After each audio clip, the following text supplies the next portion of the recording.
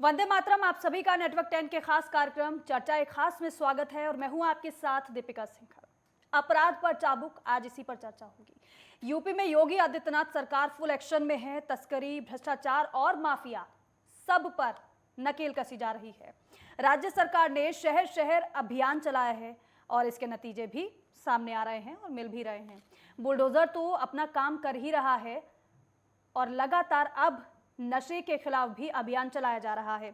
आइए राज्य के कुछ शहरों में अपने रिपोर्टर से हम जानेंगे कि किस तरह की कार्रवाई की जा रही है और इसका क्या असर पड़ रहा है, लोग क्या कह रहे हैं। क्योंकि एक समय वो था कि इन अपराधियों की वजह से लोगों के मन में डर था, डरे हुए लोग रहते थे और अपनी बात कह पाने में भी वो डरते थे। लेकिन आज का समय बदल चुका है पूरी तरीके से। जो भय लोगों के मन में पहले दिखाई देता था, दरअसल अब वो नहीं दिखाई देता, क्योंकि अपराध, अपराधियों, भ्रष्टाचार और माफियाओं पर लगातार शिकंजा कसा जा रहा है। मेरे सहयोगी लखनऊ से अंकित जुड़ चुके हैं, उनका रुख करते हैं सबसे पहले।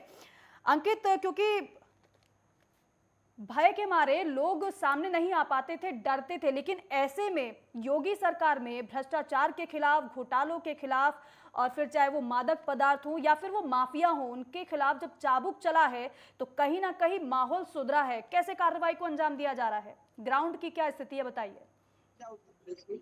तो उत्तर प्रदेश में लगातार प्रदेश के मुख्यमंत्री योगी आदित्यनाथ है, तो ये बात कहते रहे कि उत्तर प्रदेश को उत्तम प्रदेश बनाना है। इसके साथ साथ भय मुक्त और अपराध मुक्त उत्तर प्रदेश की जो संरचना, इसके लिए लगातार जो अधिकारी हैं उनको दिशा निर्देश दिए जाते हैं। जो अधिकारी लगातार काम करने के लिए लगाए गए हैं, उनको लगातार प्रदेश के मुख्यमंत्री योगी आदित्यनाथ की तरफ से जो निर्देश आते हैं कि प्रदेश को भय मुक्त और अपराध मुक्त बनाना है, उस दिशा में लगातार प्रदेश में कवायद होती हुई नजर आ रही है। और यही कारण है कि चाहे अतीक अहमद हो या फिर मुख्तार अंसारी हो, जिनका भय एक समय में प्रदेश के लोगों के अंदर कहीं ना कहीं खौफ देखने को मिलता था।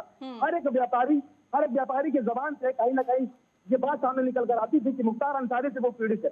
आज वो परिवार है जो जेल के अंदर है। इसके साथ साथ अगर बात की जाए तो कार्रवाइयों का जो दौर है वो लगातार, चाहे ड्रग माफिया हो या गौ तस्कर हो या फिर अवैध जो शराब के कारोबार में जो संलिप्त है उनकी बात हो, तो तमाम ऐसे लोगों पर प्रदेश सरकार अब शिकंजा कसती नजर आ रही है। इसके साथ साथ प्रदेश के मुख्यमंत्री योगी आदित्यनाथ ने एक और पहल की है कि एंटी नारकोटिक्स डिपार्टमेंट का गठन कर दिया, जिसमें डीआईजी लेवल के अधिकारी है उसका नेतृत्व करेंगे। तो लगातार यह भी प्रयास किया जा रहा है कि प्रदेश का जो युवा है, जो नशे की गिरफ्त में जा रहा है, उसे नशे की गिरफ्त से रोकने के साथ साथ उसके भविष्य को और उज्जवल दिशा की ओर अग्रसर किया जाए। लगातार इस ओर प्रदेश के मुख्यमंत्री योगी आदित्यनाथ की ये कार्यशैली है वो लगातार देखने को मिल रही है। चाहे पिछले सरकार की बात करें या योगी 2.0 की सरकार की बात करें, लगातार जो कार्रवाइयों का दौर है वो देखने को मिल रहा है। ईडी की कार्रवाइयां हो रही है, सीबीआई छापेमारी कर रही है और लोकल पुलिस फोर्स जो है वो भी लगातार इस बात की ताकीद कर रहा है कि उत्तर प्रदेश में कोई भी अगर अपराधी या आपराधिक गतिविधियों में कोई संलिप्त है तो उस पर कार्रवाई और इस पर एक्शन लिया जाए। इसके साथ साथ ये बात भी साफ सूबे के मुख्यमंत्री योगी आदित्यनाथ कर दी है कि जो भी ड्रग माफिया या फिर शराब माफिया जो लोग उत्तर प्रदेश में जो संचालन कर रहे हैं, उन पर कार्रवाई करने के साथ उनकी जो संपत्तियां हैं उन्हें भी कुर्के रह सके। इसके साथ साथ जिसका हमारे पास एक आंकड़ा है जो हम शेयर करना चाहेंगे कि उत्तर प्रदेश में पिछले 7 महीने में ड्रग माफियाओं की कार्रवाई की बात की जाए, 4,917 अवैध जो शराब माफिया है उनके खिलाफ मुकदमा पंजीकृत किया गया। इसके साथ साथ 617 अभियुक्तों को गिरफ्तार करने के साथ उन पर एमएसए और 473 पर गैंगस्टर की कार्रवाई की गई है। 254 ऐसे लोग हैं जिन पर गुंडा की कार्रवाई की गई है। वहीं 305 अपराधियों को हिस्ट्री सीटर भी, जो हिस्ट्री सीटर थे उनकी भी जो फाइलें उन्हें भी खोल दिया गया। तो ये 7 महीने का आंकड़ा सामने जिनका निकल कर आया। इसके साथ गौ तस्कर थे 2,733 ऐसे लोग जिन पर मुकदमा पंजीकृत किया गया। तो लगातार जो कार्रवाइयों का दौर है वो प्रदेश में देखने को मिल रहा है और खुद प्रदेश के मुख्यमंत्री योगी आदित्यनाथ इसकी मॉनिटरिंग करते हुए नजर आ रहे हैं। दिक्कत बिल्कुल, और अनिकेत वो हम देख भी रहे हैं, मुख्यमंत्री लगातार जिलों का दौरा भी कर रहे हैं। 2 और सहयोगी हमारे साथ जुड़ गए हैं, उनका भी रुख करेंगे। मेरठ से गौरव पांडे और वाराणसी से मेरे सहयोगी अमन शुक्ला हमारे साथ जुड़ चुके हैं। वाराणसी का रुख करते हैं। अमन, वाराणसी का जिक्र अगर करें तो वहां पर भी माफियाओं का किस तरीके से आतंक था वो हमने देखा है और वहां पर प्लॉट पर कब्जा, घरों पर कब्जा, जमीनों पर कब्जा, ये हमने सुना है। लेकिन जो माफियाओं के खिलाफ चाबुक चला है योगी सरकार का, उसका कितना असर ग्राउंड पर वहां नजर आ रहा है? लोग अब किस तरीके से इन कार्रवाई को देख रहे हैं, क्या कह रहे हैं लोग, और अपराधियों में कितना डर है? देखिए, मैं दीपिका आपको बता दूं कि पुलिस कमिश्नरेट वाराणसी की तरफ से जो मुहिम चलाई जा रही है, मिशन क्लीनअप, गैंगस्टर क्लीनअप की जो मुहिम चलाई जा रही है, चाहे वो मुख्तार अंसारी के करीबी हो, चाहे वो मुख्तार अंसारी के राइट हैंड लेफ्ट हैंड जो भी हो, वो यहाँ पे मिशन क्लीनअप जो जमीन अवैध कब्जा जमीन है, गांजा तस्करी, जो ठीक है अमन, हम लौटेंगे आपके पास। जरा मेरठ का भी रुख कर लेते हैं। गौरव मेरे सहयोगी वहां से जुड़े हैं। गौरव, आप तक मेरी आवाज पहुंच पा रही हो तो जरा मेरठ का हाल बताइएगा, वहां पर कैसी कार्रवाई चल रही है। और दोनों को जरा अलग करते हैं। एक तरफ तो जो माफियाओं के घरों पर बुलडोजर चला है, दहशत तो है माफियाओं में, क्योंकि पहले की अपेक्षा जो माफियाओं का आतंक हम देखते थे, दबंगई देखते थे, वो कम हुई है। लेकिन अगर हाल ही में नए अभियान की बात करते हैं जो कि मादक पदार्थों के खिलाफ चलाया गया है, हाल ही में मुख्यमंत्री की तरफ से कहा गया था, इस अभियान के बारे में बताइएगा कि इस अभियान के तहत कितनी कार्रवाई हो चुकी है। अगर बुलडोजर कार्रवाई की बात करें तो वो भी अभी जारी होगी लगातार मेरठ में। जी बिल्कुल दीपिका, बताना चाहूंगा कि उत्तर प्रदेश की सत्ता हासिल करने के बाद सीएम योगी आदित्यनाथ ने कहा था अपराधी या तो अपराध छोड़ देगा या यूपी छोड़ देगा, जिस भाषा में समझेगा उसी भाषा में उसे समझाया जाएगा। नतीजा ये रहा कि उत्तर प्रदेश में तबाड़तोड़ एनकाउंटर के सिलसिले बदमाशों में खलबली मच गई। इस कड़ी में पश्चिमी उत्तर प्रदेश में संगठित जितने भी माफिया थे उनकी कमर टूट गई। सुशील मूर्त की चाहे बात करें, चाहे वो बदन सिंह बद्दो हो या भूपेन बाफर हो, उन सभी ने जो है या तो उनके बंगलों पर बुलडोजर चल गए या फिर जितने भी इस तरीके के माफिया थे उन्होंने सरेंडर कर दिया। तो कहीं ना कहीं जो योगी सरकार की जो जीरो टॉलरेंस की नीति है वो निश्चित तौर पर धरातल पर दिखाई दे रही है। अगर हम उत्तर प्रदेश के मार्च 2017 के लेकर के अभी तक की बात करते हैं तो यूपी पुलिस ने अब तक 8,472 मुठभेड़ की है, जिसमें 3,302 कथित अपराधियों को गोली मारकर घायल कर दिया गया है, जिसमें कई के पैरों में गोलियां लगी और कई अपराधी ऐसे थे जो मौत के काल में समा गए। इसे हालांकि पुलिस जो है आत्मरक्षा की कार्रवाई बताती है, लेकिन जो आम जनमानस है उसे ऑपरेशन लंगड़ा का नाम देता है। निश्चित तौर पर दीपिका, अगर मैं मेरठ की आंकड़ों की बात करता हूं तो पुलिस आंकड़े मेरठ के बताते हैं, पश्चिमी यूपी के मेरठ के, तो योगी राज में 2,839 एनकाउंटर मेरठ में हुए हैं, जिसमें 5,283 गिरफ्तारी की जा चुकी है। मुठभेड़ के दौरान 61 अपराधियों को मौत के घाट उतारा जा चुका है, वहीं 1,347 घायल हो चुके हैं। जी दीपिका। जी ठीक है, आप बने रहिएगा हमारे साथ। गौरव, अब आगरा का रुख करते हैं। नरेश धाकरे मेरे सहयोगी वहां से जुड़ गए हैं। नरेश, आगरा में कैसी कार्रवाइयों को अंजाम दिया जा रहा है? वहां पर भी निरंतर अपराधियों के हौसलों को ध्वस्त किया जा रहा है।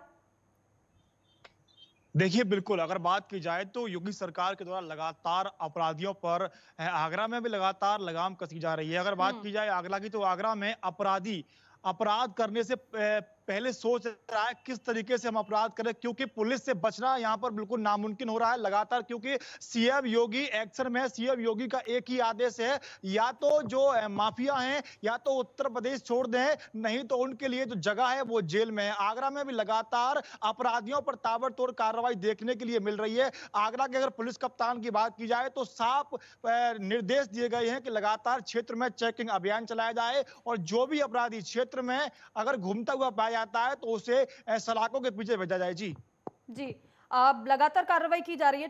एक बात और यहाँ पर नरेश, अब हाल ही के अभियान की अगर बात करें, यहाँ पर नशा तस्करों में, नशा माफियाओं में कितना खौफ नजर आ रहा है? क्योंकि खलबली तो उनमें भी होगी। अभी तक तो बुलडोजर कार्रवाई को अंजाम दिया जा रहा था, लेकिन अब नशे के जो नशे के पदार्थों को बेचते हैं, जो युवा जिसकी जद में आजकल ज्यादा आ रहे हैं, इसके खिलाफ हाल ही में मुख्यमंत्री ने अभियान छेड़ा है, उसका कितना असर नजर आ रहा है?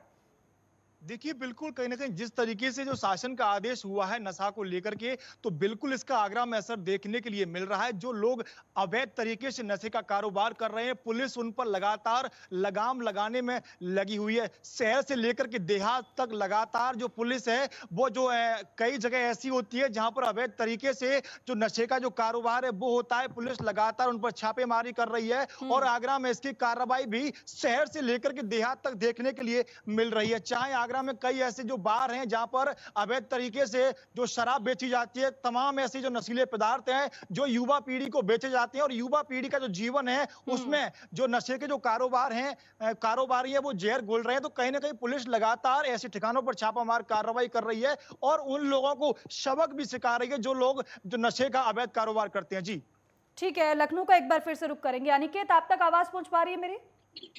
जी दीपिका, मैं सुन पा रहा हूँ। अनिकेत अनिकेत लखनऊ में अब कार्रवाई लगातार हो रही है, लेकिन अगर पहले के एक्शन को देखें और अब के एक्शन को देखें तो इसमें कितना अंतर आपको नजर आ रहा है? देखिए दीपिका, यकीनन तौर पर अगर आप मुख्तार अंसारी को ही देख लें तो उनकी 75 करोड़ की ऐसी संपत्ति है जिसे पूर्ण करने का जो निर्देश है वो जारी हो चुका है। इसके साथ साथ अगर बात की जाए उत्तर प्रदेश में पिछले 7 महीने में अगर तो 40 करोड़ 86,45,000 रुपए की जो संपत्ति है, जो आपराधिक तत्व के जो लोग थे उनसे 7 महीने में संपत्ति पूरी की गई। तो अंदाजा लगाइए दीपिका की लगातार जिस तरह से जो आंकड़े सामने निकल कर आ रहे हैं, जो कार्रवाइयों का दौर उत्तर प्रदेश में देखने को मिल रहा है। आज जो शामली लगातार नाम सामने आते थे, वहाँ के विजुअल्स सामने आते थे, वहाँ के लोगों की बात सामने निकल कर आती थी कि वहाँ पर कहीं ना कहीं भय का माहौल था। आज इसी शामली से एक लड़की जो हायर एजुकेशन पाने के बाद अच्छे अंक जिसने प्राप्त किए और वो मुख्यमंत्री योगी आदित्यनाथ से उसने मुलाकात भी की और उसने ये बात भी कही कि आज उत्तर प्रदेश में या सामने में उसे रहने में डर नहीं लगता है, उसे घर से बाहर निकलने में डर नहीं लगता है। तो आज कहीं ना कहीं जो महिलाओं को लेकर जो लगातार जो खौफ उत्तर प्रदेश में देखने को मिलता था कि महिलाएं खुद को सुरक्षित महसूस नहीं करती थी, वो माहौल, जो भय का माहौल था प्रदेश में, जिसको लेकर लगातार प्रदेश के मुख्यमंत्री पहली सरकार से और पहले दिन से ये बात कहते आ रहे हैं कि उत्तर प्रदेश में भारतीय जनता पार्टी की सरकार बनने के बाद से प्रदेश को भय मुक्त और अपराध मुक्त बनाना है। लगातार उन्होंने कई मंचों से उन्होंने ये बात भी कही कि प्रदेश में जो भी अपराधी हैं या तो वो समर्पण कर दें या तो वो प्रदेश छोड़ दें। लगातार सूबे के मुख्यमंत्री योगी आदित्यनाथ की एक ही मंशा है कि प्रदेश को अपराध मुक्त और भय मुक्त बनाया जाए और उसी और अनिकेत एक और बात, क्योंकि उत्तर प्रदेश की राजधानी लखनऊ है, ऐसे में अब तमाम जब वारदातें होती थी तो पुलिस की कार्यशैली पर सवाल खड़े होते थे। ऐसे में लॉ एंड ऑर्डर एक बहुत बड़ी चुनौती होती है और उत्तर प्रदेश की अगर बात करें तो कई गुना चुनौती ज्यादा बढ़ जाती है। ऐसे में योगी 2.1 की बात करें तब भी लॉ एंड ऑर्डर को लगातार बेहतर और सुधारा जा रहा था। ऐसे में 2.0 की बात करते हैं और अब तो मुख्यमंत्री ने सख्ती से इस बात को कह दिया है कि अगर किसी के मामले में कार्रवाई नहीं होती है तो फिर पुलिस की भी जवाबदेही है। न केवल पुलिस कर्मियों की बल्कि जो ऊपर अधिकारी उनके बैठे हैं उनकी भी जवाबदेही हो गई है। ऐसे में पुलिस ने अपनी कुछ जो गश्त लगातार बढ़ाने की बात कही जा रही थी, क्योंकि लोग लगातार मांग करते हैं कि यहाँ चोरी हो जाती है, यहाँ घटना हो जाती है, गश्त नहीं करती है पुलिस, उसमें कितना बदलाव किया गया है, एक्शन में कितना बदलाव नजर आ रहा है? देखिए जिनका अगर बात की जाए पुलिसिया तंत्र को मजबूत करने की, तो कमिश्नरी का गठन इसीलिए किया गया था ताकि पुलिस बल को और मजबूत किया जा सके। इसके साथ साथ पुलिसिया तंत्र को मजबूत करने के साथ फिजिकली रूप से बात करी जाए या फिर मॉडर्निस्टिक करने की बात की जाए तो लगातार इस और भी प्रयास किया जा रहा है कि जो उत्तर प्रदेश की जो मॉडर्न पुलिसिंग के साथ साथ जो कार्रवाई है उसको और तेजी देने की दिशा में किस तरह काम करना है, क्या कुछ और नए प्रयास करने हैं, उसको लेकर भी लगातार समीक्षाएं की जा रही है, लगातार दिशा निर्देश भी जा रहे हैं। और यही कारण है कि कमिश्नरी लागू की गई, कमिश्नरी का गठन किया गया, त्रिपुरा नोएडा की बात हो फिर यार राजधानी लखनऊ की बात हो, लगातार पुलिसिया तंत्र को मजबूत करने का काम किया जा रहा है। लगातार ये प्रयास है कि प्रदेश में जो अपराध है उसे कम किया जा सके। ठीक है अनिकेत, मैं लौटूंगी आपके पास, जरा वाराणसी का रुख करते हैं। वाराणसी से अमन, आप तक आवाज पहुंच पा रही है मेरी? जी जी जी अमन, पूर्वांचल का जब हम जिक्र करते थे तो माफिया का जिक्र भी होता था और माफियाओं का भय लोगों के दिल और दिमाग में कितना ज्यादा था वो किसी से छिपा नहीं है। अब ऐसे माफियाओं के खिलाफ जब कार्रवाई हो रही है, क्योंकि पहले यह था कि माफियाओं का डर लोगों में था, अब ये समय ऐसा आ गया है कि जो डर लोगों में था वही डर लोगों में नहीं है बल्कि माफियाओं में है। एक कड़ा संदेश माफियाओं में गया है।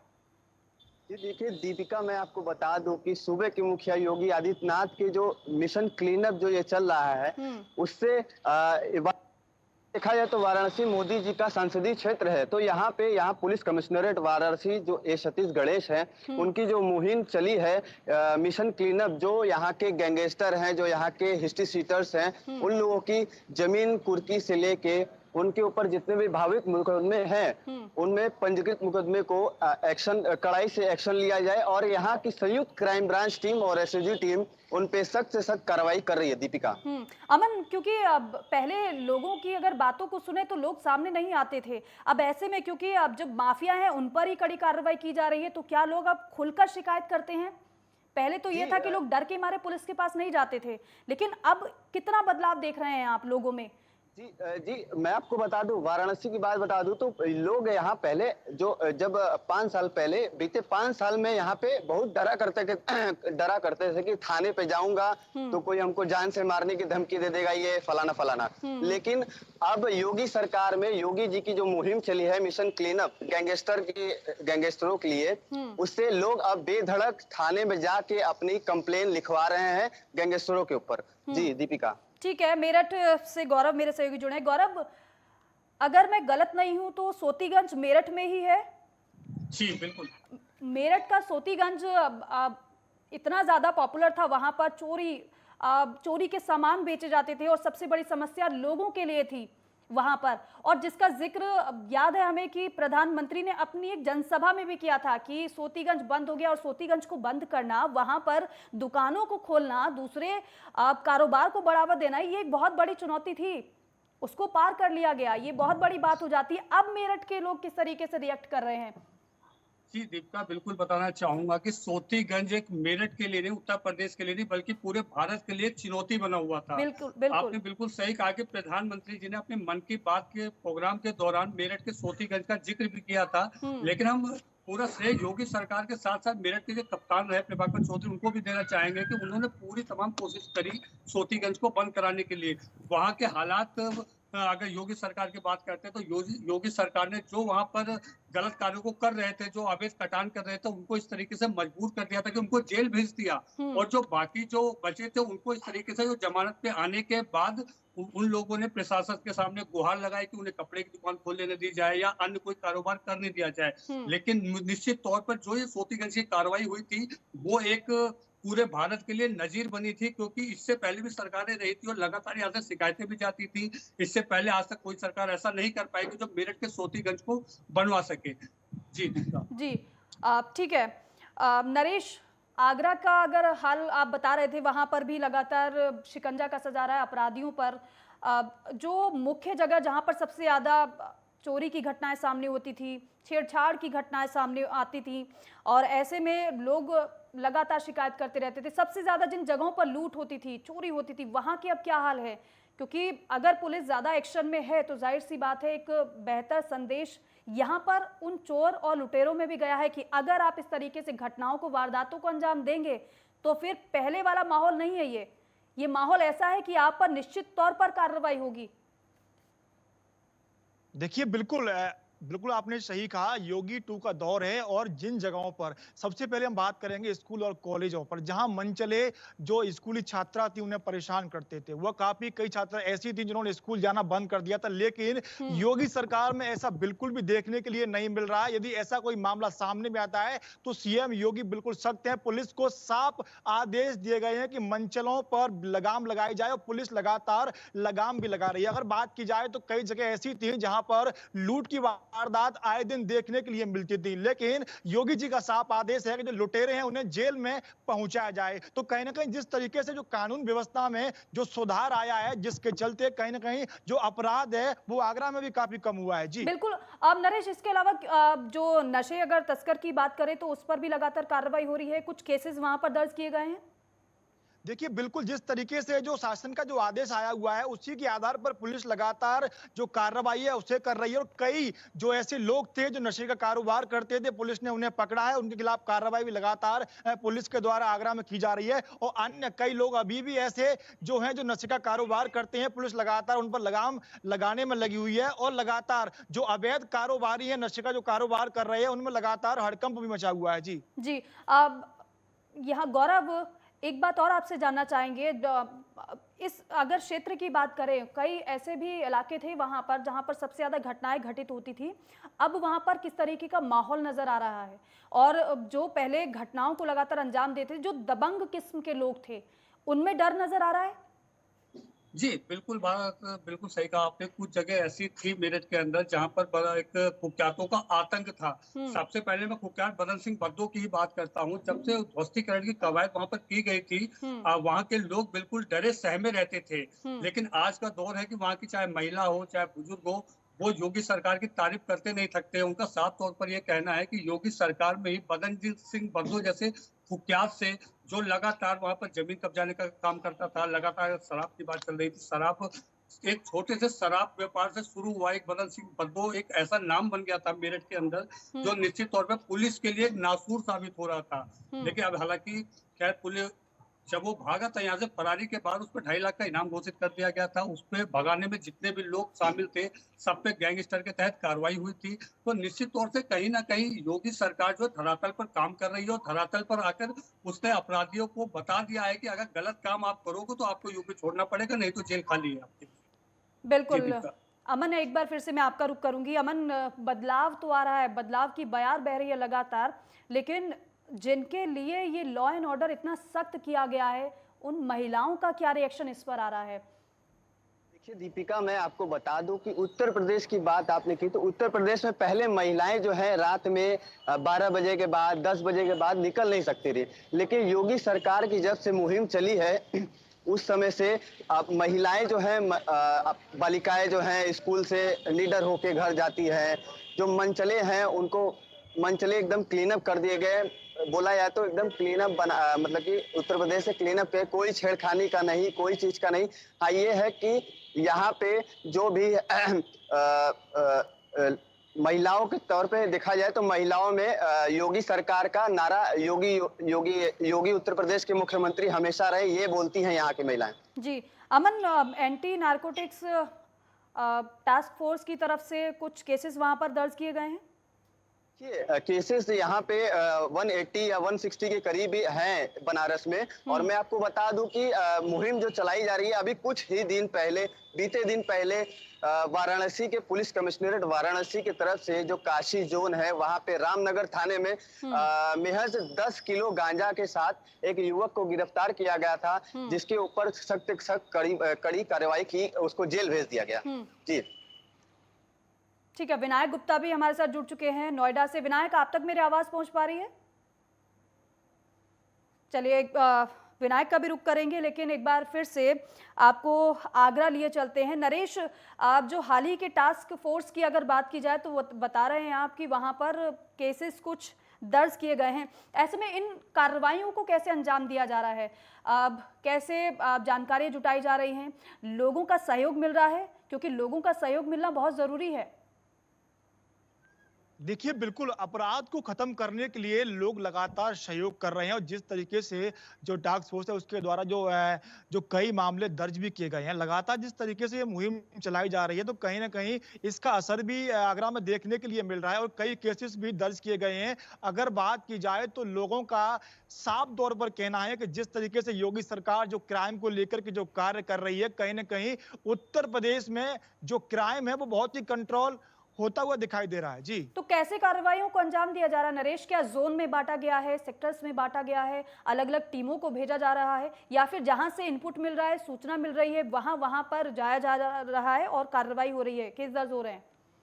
देखिए बिल्कुल, जिस तरीके से अलर्ट मोड पर जो टीमें हैं वो उन्हें रखा गया है और लगातार सूचनाएं मिलती हैं, उसके आधार पर भी कार्रवाई हो रही है। और कई जो टीमें ऐसी हैं जो खुफिया तौर पर लगाई गई हैं, वो टीमें भी लगातार क्षेत्र में अलर्ट हैं, जानकारी जुटा रही हैं और ऐसा कोई मामला सामने आता है तो टीमें लगातार कार्रवाई भी कर रही हैं और इस कार्रवाई का असर भी आगरा में लगातार देखने के लिए मिल रहा है। कार्रवाई शुरू हुई है तो कहीं ना कहीं लोगों के चेहरे पर भी खुशी की झलक इस कार्रवाई से देखी जा रही है। ठीक है, नोएडा का रुख करते हैं। विनायक मेरे सहयोगी जुड़ गए हैं। विनायक, आप तक मेरी आवाज पहुंच पा रही हो तो बताइएगा, क्योंकि माफियाओं के हौसले लगातार जो बुलंद थे वो अब ध्वस्त होते हुए नजर आ रहे हैं, कार्रवाई हो रही है और नोएडा में भी लगातार हम देखते हैं कि मुठभेड़ होती हैं, अपराधियों को पकड़ा जाता है, गिरफ्तार किया जाता है। क्या ग्राउंड की रिपोर्ट है? जी, आपको बता दो कि लगातार जो है नोएडा कमिश्नरी की तरफ से लगातार जो है जो अवैध अतिक्रमण कर रहे हैं, जो बार क्लब चला रहे हैं, जिनके पास में हुक्का बार का लाइसेंस नहीं है, उसके बाद भी हुक्का बार चलाया जा रहा है, उनके ऊपर सख्त कार्रवाई करते हुए दिखाई दे रहे हैं। अगर बात करी जाए तो पिछले कुछ दिनों की तो ग्रेटर नोएडा में 2 हुक्का बारों पर छापेमारी की गई थी, जिसमें मैनेजर सहित जो संचालक था बार का उसको गिरफ्तार किया गया था। हालांकि इससे पहले की बात करिए तो बहुत चर्चे के विषय में था श्रीकांत त्यागी वाला मामला, उसने भी अवैध अतिक्रमण किया जा रखा था और उसने जो अपने घर के आगे अवैध तरीके से अतिक्रमण किया जा रखा था, उसमें साफ तौर पर योगी जो मुख्यमंत्री उनका एक्शन देखने को मिला था। उन्होंने उनकी निगरानी में ही जो उसके खिलाफ कार्रवाई भी की गई थी और साथ ही साथ उसके ऊपर गैंगस्टर एक्ट भी लगाया था। गैंगस्टर एक्ट के तहत जो है कार्रवाई भी की गई थी। हालांकि जो है अगर और भी चीजें देखी जाए तो लगातार ऐसे लोग भी निकल के आए जिसके खिलाफ जो है पुलिस ने सख्त से सख्त कार्रवाई करी जा रखी गई है। अगर बात करें गांजा तस्करों की तो आसपास के नोएडा जैसा सिटी इलाकों में, दिल्ली के आसपास के इलाकों से जो है लोग आते हैं और गांजा सप्लाई करते हैं। खासकर जो है बड़े बड़े कॉलेजों के स्टूडेंट होते हैं, उन सब बच्चों को जो है गांजा सप्लाई किया जाता है। तो ऐसे लोगों के ऊपर भी बिल्कुल विनायक, नोएडा वो समय कमिश्नरेट गया जब कड़ी कार्रवाई। अपराधियों का भय लोगों में रहता था, लेकिन अब लोगों में भय नहीं बल्कि अपराधियों में भय है, क्योंकि योगी सरकार का चाबुक लगातार माफियाओं पर, अपराधियों पर चल रहा है। आप सभी का बहुत बहुत शुक्रिया जानकारी के लिए। और इसी के साथ ही चर्चा खास में बस इतना ही। आप देखते रहिए नेटवर्क 10। जय हिंद।